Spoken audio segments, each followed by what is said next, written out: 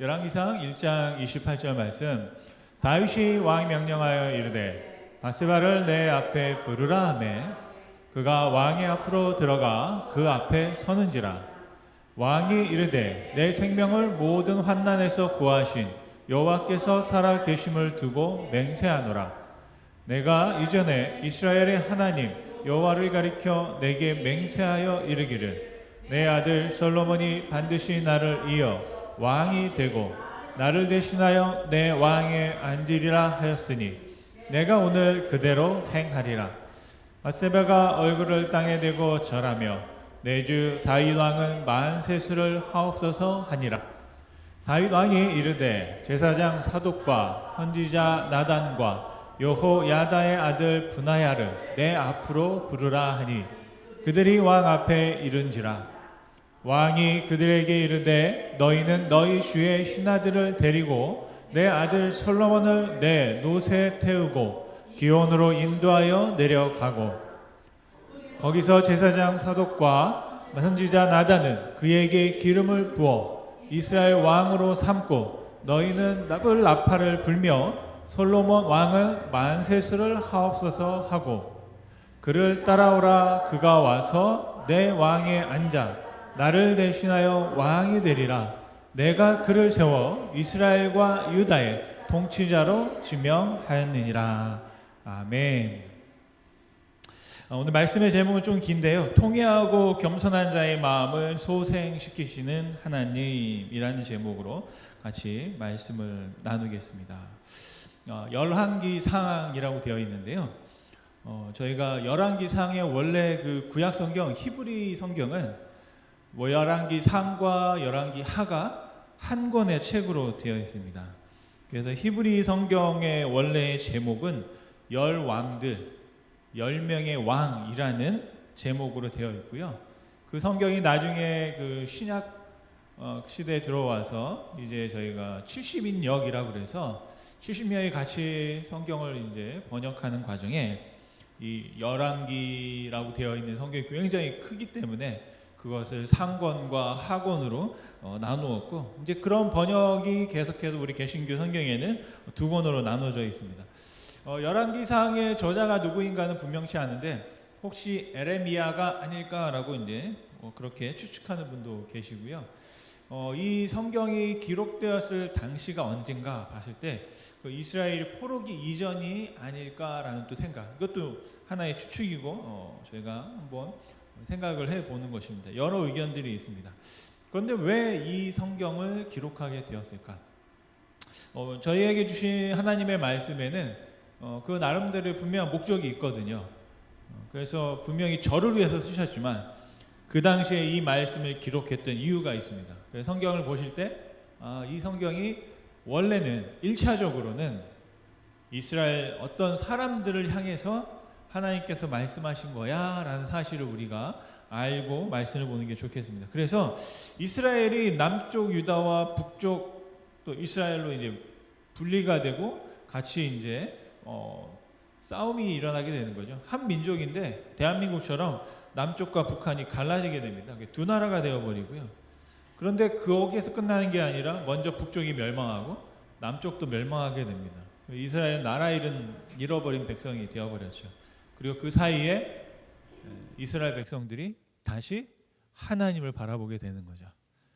그 전까지 잘 살 때는 정말 남과 북으로 나누어서 뭐 서로 이렇게 아웅다웅 하더라도 우리가 정말 하나님의 백성, 아브라함의 백성이야 그러면서 그런데도 좀 버텨왔는데 나라가 없어져 버린 겁니다.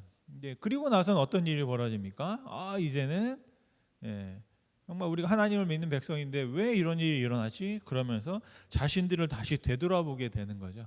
바로 그러면서 이제 이 성경이 기록되었다라고 우리가 생각해 볼 수 있겠습니다. 열왕기상이 원래 22장으로 되어 있는데 1장에서 11장까지는 다윗 왕이 우리가 생각하던 다윗이 아닙니다. 원래 우리가 생각하는 다윗은 청소년, 골리앗과 막 맞서 싸우던 그런 다윗이었는데 지금 열왕기상에 나오는 다윗은 노인이에요. 거의 이제 죽음에 다다라 있는 자신도 자신의 말년이다라는 사실을 알게 되는 그래서 이제 다윗이 물러나고 그 다음 왕이 누가 될 것인가라는 그 과정을 이제 쭉 풀어 헤치고 있고요. 여러분이 한번 그 배경을 보고 열왕기상을 쭉 한 절 한 절 이렇게 곰곰이 읽어보시면 이게 웬만한 드라마보다 더 드라마틱합니다.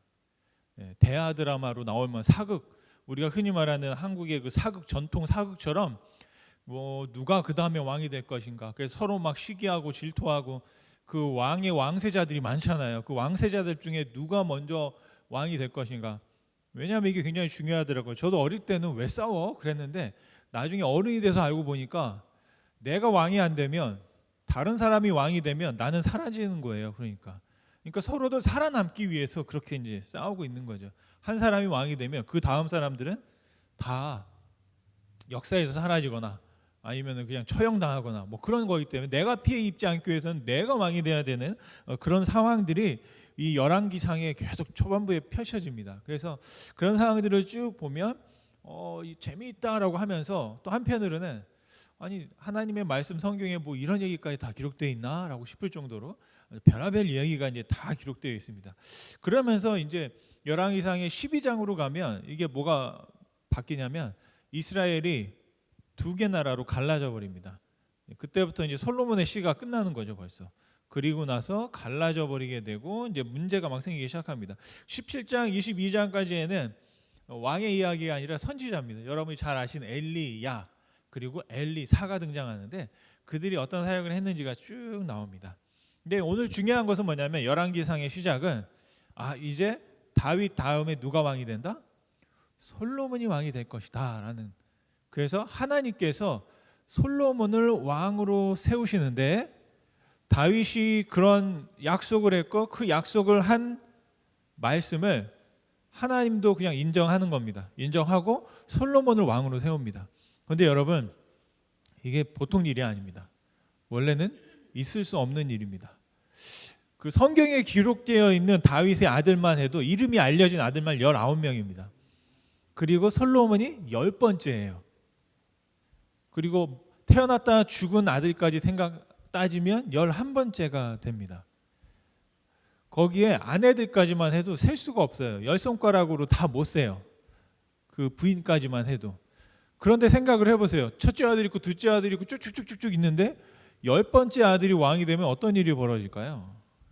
보통 일이 아니죠, 이게. 쉽게 말하면 제가 보기에는 불가능한 일입니다. 솔로몬은 왕이 될 수 있는 팔자가 아니고 운명이 아닌 거예요. 그런데 다윗이 그 많은 아들들을 제치고 솔로몬이 왕이 될 거야 라고. 그리고 오늘 아까 읽으신 것처럼 그 솔로몬을 저쪽 기온 샘, 기온이라고 그랬는데 기온에 뭐냐면 우물이 있는 거예요. 물이 있어요. 그래서 거기에서 그 물로 딱 쉽게 요즘 말로 하면 세례를 부듯이 즉위식을 하고 나에게 데려와라 라고 하면서 솔로몬을 공적으로 다윗이 인정한 그 다음 왕은 솔로몬이야 라고 이제 해버리는 겁니다. 그런데 그렇게 할 수밖에 없었던 이유가 뭐냐? 다윗이 이제 나이가 많은 거예요. 오늘 열왕기상 1장 1절이 이렇게 시작합니다. 그러니까 원래는 월요일 날 이런 성경 본문이 있었는데요. 같이 한번 읽어볼까요? 열왕기상 1장 1절입니다. 시작. 다윗 왕이 나이가 많아 늙으니 이불을 덮어도 따뜻하지 아니하니라. 아멘. 아멘 하는 게 아니라 주여가 나오네요. 주여. 아까 제가 깜짝 놀랐어요. 예배를 시작하는데 저는 못 느꼈는데 유창희 사님 오늘 춥다고 그러더라고요. 이렇게 비 오는 막 추운 날 막 그래서 나는 안 추운데 막 이제 이러고 했는데 솔직히 말하면 저도 저 말을 이해를 못했어요. 예전에는 그냥 맨날 반팔 입고 다니고 집에서도 그냥 반팔에 반팔 막 입고 막 그렇게 다녔는데 어느 날 요즘에는 제가 집 안에서도 막 잠바를 입고 다녀요. 예전에는 이 옷을 입으면 불편해가지고 불편한 게 싫어서 아이 때는 그렇잖아요. 일하는데 막 거추장스러우니까 그냥 벗고 다녀도 추운 걸 견뎠는데 이제는 추운 거를 못 견디겠는 거예요. 그냥 불편한 게 나아. 그래서 그냥 이렇게 가벼운 솜 들어가 있는 잠바를 항상 입고서는 어느 때부터인가 저도 이제 입게 되더라고요. 그러면서 저 다윗을 이해하고 싶지 않았는데 저도 어느 순간 이해하게 됐다. 그 말씀을 드리면서 성경이라는 게 그런 것 같아요. 살아오는 세월이 왜 중요하냐면 예전에는 저 말씀을 읽으면 뭐야 이게? 라고 넘어갈 수 있는데 이제 이게 내 이야기 같기도 하고 또 나랑 관련이 있다라는 어떤 그런 구절처럼 느껴진다는 거죠. 그래서 성경을 자꾸 읽어야 되는 이유가 뭐냐면 옛날에 읽었다고 그만두면 안 되고 20년, 30년 전에 읽었던 말씀을 오늘 또 읽으면 또 다른 말씀으로 나에게 다가온다라는 거죠. 그러면서 이제 저 다윗의 심정이 어땠는지를 우리가 또 한번 이해해 볼 수 있겠습니다. 그런데 다윗이 드디어 이제 자기도 이제 역사에서 사라져야 할 때가 닥쳐왔는데 그 다음 왕을 딱 세워야 되는데 원래는 이 열왕기상에는 기록되어 있지 않지만 난리가 납니다. 이스라엘이. 첫째 아들이 있는데 첫째 아들이 그 배다른 자기 여동생과 이제 사고가 친 거예요. 그랬더니 다윗의 셋째 아들이 여러분 잘 아시는 바로 그 머리가 막 휘황찬란하고 아주 그냥 사람들이 볼 때 와 제가 진짜 왕이다 라고 할 만했던 그 압살롬이라는 엄청난 셋째 아들이 있었어요. 그런데 이 압살롬 셋째 아들이 어떤 일을 해요? 자신의 형 다윗 다음에 왕이 될 수 있는 가장 가능성 있는 암논을 죽여버려요. 왜? 내 누이를 겁탈했다고 하는 것 때문에. 그리고 나중에는 그 권세를 가지고 압살롬이 내가 왕이 될 거야. 그리고 사람들의 그 자기를 따르는 젊은 사람들과 함께 어떤 일을 합니까? 다윗성으로 쳐들어가잖아요. 그랬더니 다윗은 야밤도주를 하게 됩니다. 나중에 근데 압살롬이 결국에는 또 죽어요. 그리고 나면 이제 또 누가 있습니까? 쭉쭉쭉 하다가 일곱째인가요? 넷째인가? 또 다른 아들이 나타나가지고 또 그 압살롬과 맞설 때 다윗을 도와주었던 군대 지휘관이 있어요. 근데 그 지휘관이 다윗 편이 아닌 다른 왕자 편에 서가지고 또 다시 반란을 일으킵니다. 그런데 그 반란도 실패하게 되는 거예요. 그러니까 지금 아들이 막 첫째도 죽고 셋째도 죽고 몇째도 죽고 나머지 이름에 없는 사람들은 가만히 죽지 않으려고 그냥 숨죽이고 있고 그런 상황이 벌어지고 있는 거예요. 그런데 그러면 이제 그 다음에 누가 왕이 될 거냐라는 거죠. 그런데 오늘 기가 막힌 일이 나옵니다. 이 솔로몬이 왕이 되는데 결정적인 역할을 한 사람이 있어요. 그게 누구냐? 솔로몬의 엄마예요. 엄마. 제가 볼 때는 솔로몬을 누가 왕으로 만들었냐면 이 솔로몬의 엄마가 만든 거예요. 여기 어머님들이 많으신데 이 어머님들의 역할이 정말 중요하다 한번 해볼 수 있겠습니다.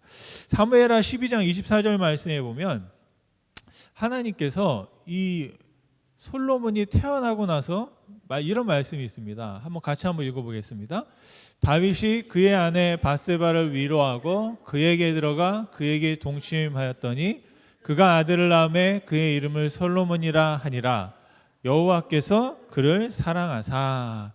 그러면서 하나님께서 솔로몬에게 태명 또 다른 이름을 주셨는데 그 이름이 뭐냐면 여디디야라는 겁니다. 여디디야. 근데 그 여디디야는 뭐냐면 하나님께서 가장 사랑하는 사람이라는 이름이에요. 그래서 솔로몬에는 두 가지 이름이 있습니다. 솔로몬도 있고 여디디야라는 이름이 있어요. 그런데 참 신기하죠? 저 말씀만 보면 가끔 우리가 좀 착각하는 경우가 있는데 뭐냐면 솔로몬이 저 밧세바의 둘째 아들인가 첫째 아들인가라고 생각하는데요. 그렇지가 않습니다. 솔로몬 위에 저 다윗과 바네바 사이에 또 다른 아들이 3명이나 더 있었어요. 그런데 사무엘 하에는 다른 아들의 이름이 없고 그냥 솔로몬이 나옵니다. 근데 여러분 이 앞에 어떤 일이 있었는지 여러분 잘 아시죠? 저 밧세바가 어떤 여인이에요? 저 밧세바가요. 예수님의 족보에 나와요. 예수님의 족보. 근데 예수님의 족보에는 이름이 없어요. 이름이 없고 뭐라고 되어 있냐면 마태복음 1장 6절입니다. 한번 같이 한번 읽어볼게요. 이새는 다윗 왕을 낳으리라. 다윗은 유리아의 아내에게서 솔로몬을 낳고. 좀 이상하죠? 솔로몬이 태어났는데 누가 낳았어요? 우리아의 아내. 다윗의 아들이 솔로몬인데 왜 또 우리아의 아내가 솔로몬을 낳았나? 양자인가 싶은데 그게 아니라 진짜 다윗과 그 밧세바 사이에서 솔로몬이 태어났습니다. 그런데 원래 이 밧세바는 다윗의 여인이 아니었고 우리아라는 다윗을 도와서 같이 전장에 상하던 군사 장군의 아내였던 거죠. 그런데 여러분 잘 아시는 것처럼 다윗이 저 우리아가 집을 비운 사이에 밧세바와 함께 불륜을 하게 되는 겁니다. 근데 나중에 임신을 한 거예요. 그래서 자신의 그 수치를 감추기 위해서 다윗이 어떻게 합니까? 저 우리아를 전쟁터로 보내버렸어요. 가장 위험한 곳으로. 근데 거기서 전사당합니다. 그리고 나서 아이가 태어났어요. 근데 하나님께서 그 태어난 아기가 어떻게 됩니까? 7일 만에 죽습니다. 7일 만에 죽어요. 그러니까 여러분 한번 다른 건 떠나서 이 밧세바의 입장에서 한번 보면 와, 이게 어머니가 어떤 마음으로 살아야 할까, 또 어떤 마음으로 살았을까를 한번 여러분 생각해 볼 수 있습니다. 근데 성경에 또 보면은 거기서 끝난 것이 아니라 이제 계속 밧세바는 다윗의 아내로 이제 성에서 살게 됩니다. 그러면 아이를 낳게 돼요. 그리고 솔로몬이 4번째로 태어난 아들입니다. 그러니까 실제적으로 보면 솔로몬은 5번째 아들이 되는 거죠. 그러니까 또 그 앞에 또 다른 아들들이고 다른 아내와 사이에 또 아들들이 있었고요. 그러고 보니까 많은 문제가 뭐 정말 어떻게 보면 족보도 복잡하고 상황도 참 복잡한데 중요한 건 아까 말씀했던 것처럼 다른 막 구체적인 설명하지 않고 다 솔로몬이 태어났을 때 뭐라고 합니까? 하나님께서 하나님이 솔로몬을 사랑했다. 하나님이 사랑하사, 이게 뭔가 좀 있는 것 같죠, 그죠? 하나님의 뜻이 솔로몬에게 있다라는 것을 이제 뉘앙스로 이렇게 알려주고 있습니다. 그래서 결국에는 이 밧세바가 그 정말 많은 사람들의 암투와 시기와 질투 사이에서도 솔로몬을 다윗 다음 왕으로 만들기 위해서 굉장히 또 큰 어떻게 보면 도전과 위험을 감수하면서 노력하고 있는 것을 볼 수가 있습니다. 그래서 저는 하나님께서 왜 솔로몬을 택하셨고 또 뭐 여러 가지가 있겠지만 그 안에서 하나님이 이 밧세바를 통해서 보여주는 또 다른 그런 이야기가 있다라고 생각합니다. 그러면서 간단하게 오늘 뭐 다 이야기는 할 수 없지만 하나님께서 왜 밧세바에게 은혜를 베푸셨을까? 또 우리가 하나님의 은혜를 누리기 위해서 이 밧세바를 통해서 배울 수 있는 게 뭘까 봤을 때 첫째는 그겁니다. 이 밧세바는 어머니였다. 누구의 어머니? 다윗의 솔로몬의 어머니였다라는 겁니다. 정말로 어머니로 산다는 것이 어떤 마음일까요? 아버지로 산다는 것도 참 그렇지만 어머니로 산다는 것도 보통 일이 아니겠습니다. 근데 아까 여러분에게 설명드린 것처럼 다윗은 늙었고 첫째 아들은 죽었고 셋째 아들도 반역하다 죽고 넷째도 또 하다가 실패하고 난리가 났는데 그 와중에 누가 나타나냐? 밧세바가 나타나서 다윗에게 가서 요청을 하는 겁니다. 한번 열왕기상 1장 17절 말씀인데요. 한번 1장 17절 말씀 한번 보실까요? 같이 한번 보시면 좋겠습니다. 1장 17절 말씀. 이게 오늘 말씀은 안 읽었지만 그 앞에서 누구에게요? 하나님께서 이렇게 해주시고 계시는 건데 아마 저 위에 지금 컴퓨터가 또 좀 말썽인 것 같아요. 한번 17절 말씀을 제가 읽어드릴게요. 그 밧세바가 왕께 대답하되 내 주여 왕이 전에 왕의 하나님 여호와를 가리켜 여종에게 맹세하시기를 내 아들 솔로몬이 반드시 나를 이어 왕이 되어 내 왕위에 앉으리라 하셨거늘. 이 말은 뭐냐면 밧세바의 말인데 다윗이 밧세바에게 약속하고 맹세했다라는 것입니다.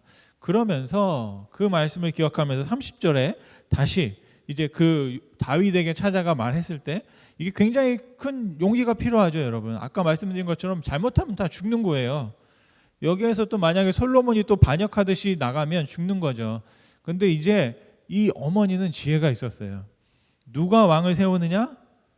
다윗이 세워야 되는 거예요. 그런데 다른 아들들은 다윗이 이제 늙었다고 무시하고 밀어내고 자기 힘으로 왕이 되려고 했는데 밧세바는 누구의 힘을 받아서 바로 다윗의 허락을 받고 다윗이 인정한 사람이 왕이 되는 게 맞다라는 거죠. 그러면서 다윗에게 찾아갔고 다윗을 여전히 왕으로 인정합니다. 그러자 다윗이 이런 말을 하죠. 같이 한번 여러분 읽어볼까요? 30절 말씀입니다. 함께 읽었던 말씀인데요. 내가 이전에 이스라엘의 하나님 여호와를 가리켜 내게 맹세하여 이르기를 내 아들 솔로몬이 반드시 나를 이어 왕이 되고 나를 대신하여 내 왕위에 앉으리라 하였으니 내가 오늘 그대로 행하리라. 이게 다윗의 말입니다. 다윗의 말이고요. 여기서 중요한 게 뭐냐면 내 아들 솔로몬이라고 돼 있어요. 내 아들. 근데 좀 재미있죠, 저게? 저는 저게 좀 이상하더라고요. 내 아들이 아니고 너의 아들이라고 하는 거예요. 밧세바 너의 아들 솔로몬. 뭐 이렇게 이제 좀 말하고 있습니다. 그런데 그가 나를 대신해서 왕위에 앉을 것이다. 그 많은 아들들이 있었는데 다윗에게 저렇게 인정받은 아들은 솔로몬뿐이 없습니다. 근데 그렇게 말할 수 있었던 건 누구 때문이다? 어머니 밧세바 때문이에요. 어머니가 자신의 목숨을 걸고 내 아들을 위해서 그렇게 말했고 다윗이 바로 그것을 인정했다는 것이죠. 두 번째로 저는 이 밧세바가 어떤 어머니였을까? 통회한 어머니였다라고 생각을 합니다. 아까 말씀드린 것처럼 성경에 기록된 아들만 해도 19명이에요. 그중에 밧세바가 낳은 네 번째, 죽은 아들까지 하면 5번째 아들, 그리고 또 10번째밖에 되지 않는 솔로몬이 어떻게 왕이 될 수 있었을까? 아마 밧세바는 자신의 인생에서 정말 파란만장한 삶을 사는 거죠. 그죠? 좀 저 하위 계급에 있는 군대 장관의 아내로 살다가 갑자기 어느 날 왕비가 되었는데 왕비가 되어 보니까 여기는 더 전쟁터인 거죠. 그 사이에서 어떻게든 저는 이 밧세바를 보면서 배워야 할 게 하나 있다. 그게 뭐냐? 우리가 흔히 하는 말로 그런 말을 합니다. 살아남는 자가 강한 자예요. 끝까지 견뎌내고 살아내면서 결국에는 자기 아들을 다윗 다음에 이스라엘의 제3대 왕을 만들었다라는 것입니다. 이 밧세바에게는 평생 동안 잊지 못할 마음에 어떻게 보면 큰 구멍이 있었을 거라고 생각해요. 뭐냐면 처음 낳았던 아들을 잃어버렸던 사건이죠. 그 사건이 얼마나 자신에게는 어떻게 보면 좀 수치스러울 수도 있고 한스러울 수도 있고, 우리 한국 분들에게 있는 그 한이라는 게 있잖아요. 막 그 안타까운 마음, 그리고 자식을 먼저 보내면서 그가 가졌던 그 괴로웠던 그 심정들이 이 밧세바에게는 없어지지 않았을 거예요. 여전히 남아 있습니다. 그런데 그것을 이렇게 한켠에 놔두고 밧세바는 어떻게 살았을까요? 여전히 내 앞에 지금 자라고 있는 4명의 아들들, 또 다른 나의 아들들, 그리고 하나님의 사랑을 받아서 하나님의 약속을 받아서 자라고 있는 솔로몬을, 태어날 때부터 솔로몬은 하나님의 가장 큰 사랑을 받는 자다라고 그렇게 해서, 또 다윗 왕이 이 솔로몬이 나 다음 왕이 될 거라는 약속을 받았고, 그 약속을 누가요? 밧세바 어머니는 지키고 있었던 거예요. 간직하고 있었던 거예요. 그래서 그것을 이루기 위해서 분명히 한스러웠지만 그 한스러움과 슬픔과 두려움과 걱정 때문에 자신의 앞으로 나아가야 될 소망을 버리진 않았다라는 것입니다. 이게 제가 보기에는 밧세바 여인으로서 이 땅을 살아가면서 그가 자신의 마음을 통회했다라는 그런 생각을 해봅니다. 그게 무슨 말이냐? 돌이켰다. 그냥 내가 어떤 내 삶에 어떤 분명히 허물이 있었겠지만 그 허물을 내가 나를 거기에다 밧줄로 묶어놓은 게 아니라 통회한다는 건 뭐냐면 그걸 끊어버린다는 거거든요. 내 발목을 잡고 있는 걸 다 끊어버리고 통회하고 돌이키고 통곡하고, 또 그런 날이 또 찾아오겠지만 그럼에도 불구하고 다시 나아가는 삶, 바로 이게 이 밧세바 어머니의 모습이었다고 생각합니다. 바로 그런 어머니가 있었기 때문에 솔로몬이 잘할 수 있었던 거죠. 만약에 여러분 한번 생각을 해보세요. 솔로몬에게 가서 내가 말이야, 너 말고 진짜 큰형이 있었어. 근데 그 큰형이 태어났는데 7일 만에 죽었단다? 그게 다 누구 때문이겠니? 저 다윗 때문이란다. 이제 솔로몬, 너는 그 원수를 갚아야 돼. 나 대신해서. 만약에 그런 식으로 드라마 그 인생이 벌어졌다면 아마 솔로몬도 늘 복수의 칼을 갈면서 다른 아들이 했던 것처럼 다윗을 처리하고 자기가 왕이 되려 했었을 겁니다. 그런데 솔로몬은 오늘 말씀해 보면 자기가 무엇을 했다는 건 없어요. 그리고 여러분 잘 아시는 것처럼 솔로몬이 나중에 어떻게 합니까? 왕이 되자마자 천번제를 드리잖아요. 하나님 앞에 천번의 제사를 드리는. 제가 보니까 하나님이 솔로몬을 사랑하지 않을 수가 없는 모습을 우리가 보게 되죠. 그런데 그런 모습이 어디서 나왔을까? 저는 이 밧세바라는 어머니를 통해서 분명히 관련이 있다라고 생각합니다. 바로 솔로몬은 이 어머니 밧세바에게 세 번째로 무엇을 배웠을까? 바로 겸손한 어머니의 모습을 제가 이 여인을 통해서, 어머니를 통해서 밧세바가 그런 하나님께 은혜를 받은 거 아닐까라는 생각을 해봅니다. 다윗은 밧세바의 요청을 받아들였고요, 자신이 했던 맹세를 기억했습니다. 어떻게 보면 다윗은 이제 힘없는 늙은이가 되었어요. 자신의 아들조차 다 무시하고 반란하고 왕이 되겠다고 하는 그런 상황 가운데 여전히 다윗 곁에는 몇몇의 사람이 있었습니다. 아주 중요한 사람이 있는데 사독이라는 제사장이 있었고 선지자 나단이 있었고 또 여호야다의 아들이라는 브나야가 있었습니다. 근데 이들이 어떻게 보면 마음을 잘못 먹으면 다윗은 또 죽는 거예요. 그런데 여전히 다윗 왕의 말에 순종했습니다. 이 사독이라는 사람은 제가 쫙 보면 그 삼국지에 나오는 약간 제갈공명 같은 그런 사람입니다.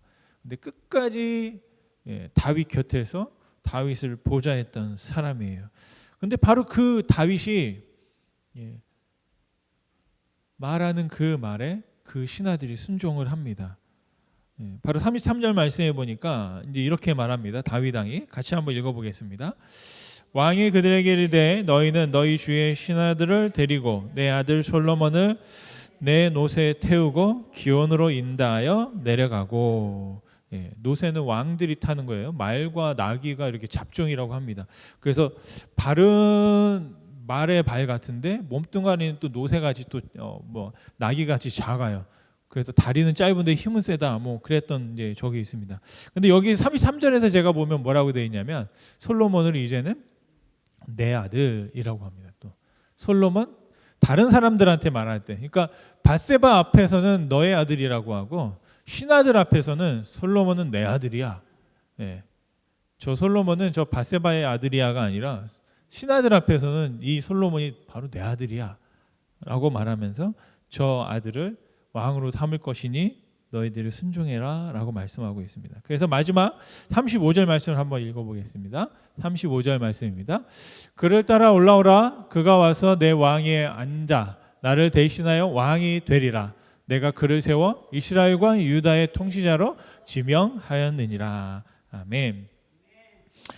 저는 이 다윗의 말씀을 바로 이 밧세바라는 여인이 다윗의 말에 순종하고 다윗의 말을 따랐습니다.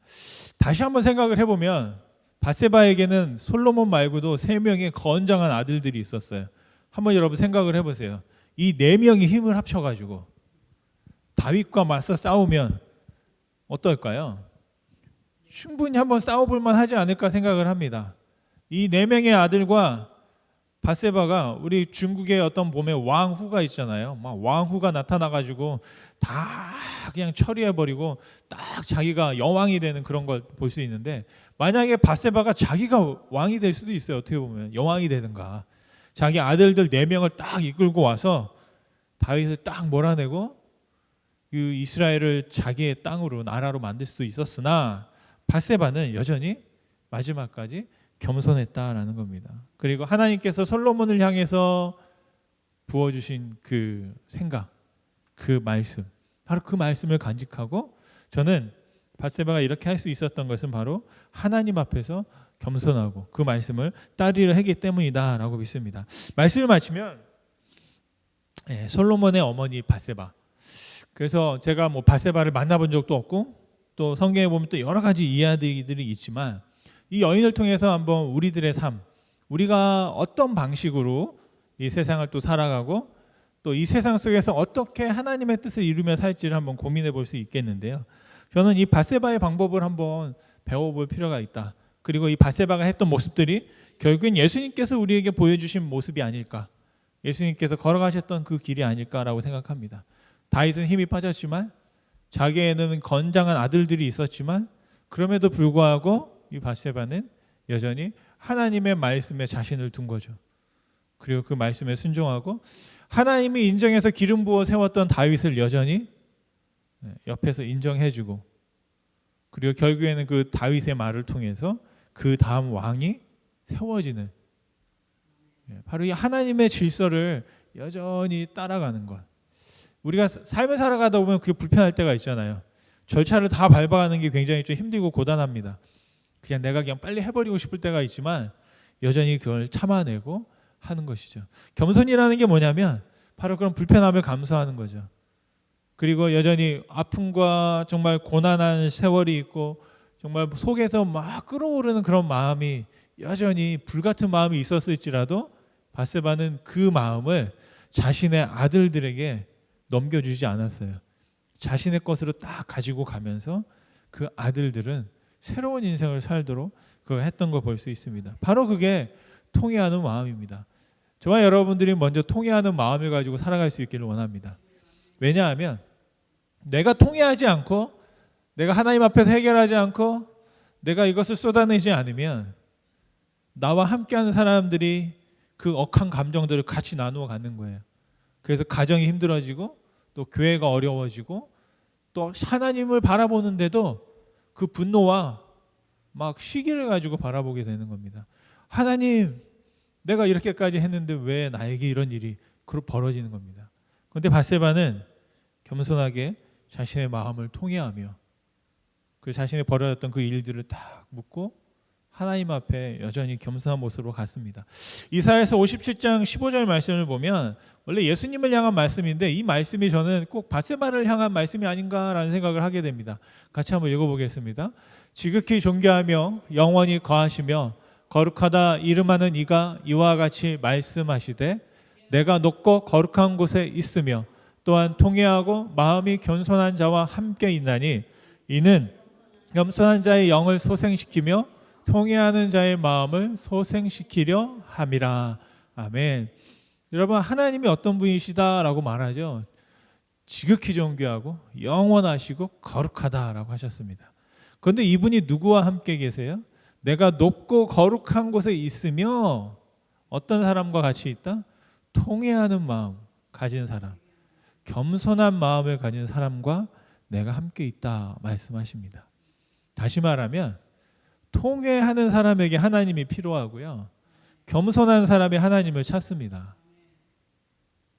부족함이 없는 내가 특별히 부탁할 게 없는 사람은 하나님을 찾을 이유가 없죠. 그런데 바로 저 통회하는 마음과 겸손한 마음을 가진 사람들은 하나님을 찾을 수밖에 없고 하나님은 그 마음들을 소생시키신다 말씀하십니다. 오늘 이 시간 여러분 우리가 어떤 마음을 가져야 될까요?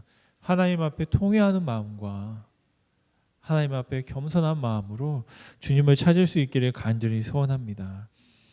어떻게 보면 되어지는 인생 또 저와 여러분이 살아온 정말 파란만장한 어떤 세월들을 쭉 바라보면 다 이해할 수 없고 또 때로는 다 받아들이기 힘든 상황들이 있었을 줄로 믿습니다.